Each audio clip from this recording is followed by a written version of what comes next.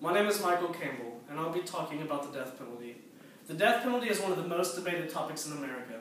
Opposers of the death penalty believe that it is barbaric and does not belong in a civilized society. However, advocates of the death penalty say that it is the only way to abolish the chances of repeated murder by an individual. Although both sides maintain valid points, there's only one way that is both logical and ethical. Capital punishment should always be administered for criminals who commit heinous crimes because it is ethical, just, and deters crime. Next slide. The rape, torture, and murder of Colleen Reed drives home the point of how the death penalty could have saved many women, including her. Kenneth L. McDuff murdered at least 9 women in Texas in the early 1990s, and probably many more. After being tortured and pleading for life, McDuff killed Colleen by crushing her neck, and later stating, "Killing a woman is like killing a chicken. They both squawk." McDuff is another repeat offender. He had already been sentenced to die, but was released from prison on legal technicalities. While on parole, McDuff continued to kill. A prison stay did not provide rehabilitation, nor was it worth the time, money, and energy to incarcerate him.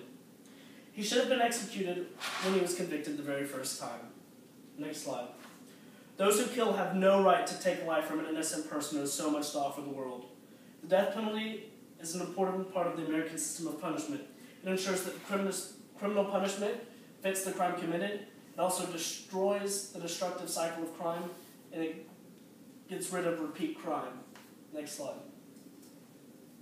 Joe Masserly said it this way: "Life in prison just means the criminal is still around to haunt the victim. A death sentence brings finality to the horrible chapter in the lives of the family members." Next slide. The opponents of it, like Andre Herod, he was once a defense attorney for the death penalty. He was all in favor for it. He thought, if somebody committed a heinous crime, get rid of him. However, when his brother was murdered, his complete mindset changed. He said, I had the intense feeling to go after the murderer and kill him, put him on death row, have him be hung, injected, put on the electric chair. However, he said that it was unjust for him to do that. And his complete mindset turned around, and he figured out that he thinks that it's not a deterrent. He also believes that closure for the family isn't there, where I just read that it puts finality to the end of a horrible chapter for these families. And he also said it forever ties the victims, survivors, and the entire society to ritualistic revenge killing. Next slide.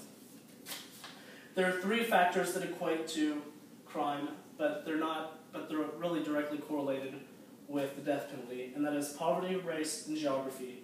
Poverty correlates to the poor and the rich. The poor don't have the amount of money to get a professional lawyer.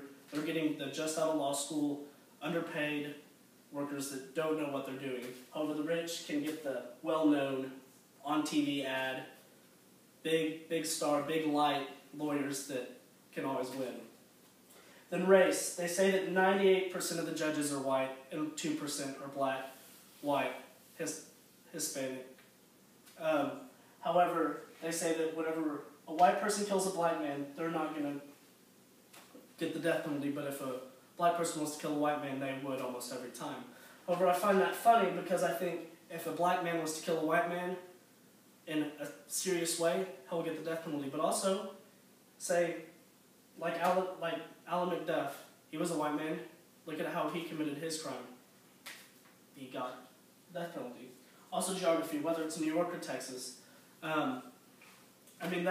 That's sort of true.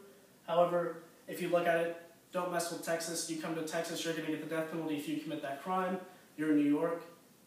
Well, guess what? It shows that if you have the death penalty, they're a little afraid of your state, just like in Kansas back in the 1930s when they didn't have it in somebody. They always talked about how they went to there and committed the crimes. Well, guess what? If you reinstate the death penalty, crimes won't happen there. Next slide. Capital punishment is just. The concept of justice means different things to different people. Someone argued that there is no justice in the death penalty. However, without it, criminals believe that they can do as they please without a strong consequence. Next slide. John Volchitz went into a bank in 1972 and took 8 bank employees hostage and bragged to the FBI agents, "I'll shoot everyone in the bank. The Supreme Court will let me get away with this because there's no death penalty. This completely shows that if there's no death penalty, then this could happen every day. Next slide.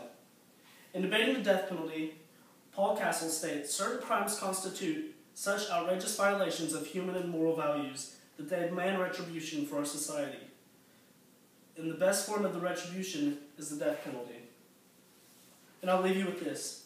Hyman Barshaw put it this way, the death penalty is a warning just like a lighthouse, throwing its beams out to the sea where we hear about shipwrecks, but we do not hear about the ships the lighthouse guides safely on their way. We don't have the proof of the number of ships it saves, but we do not tear the lighthouse down.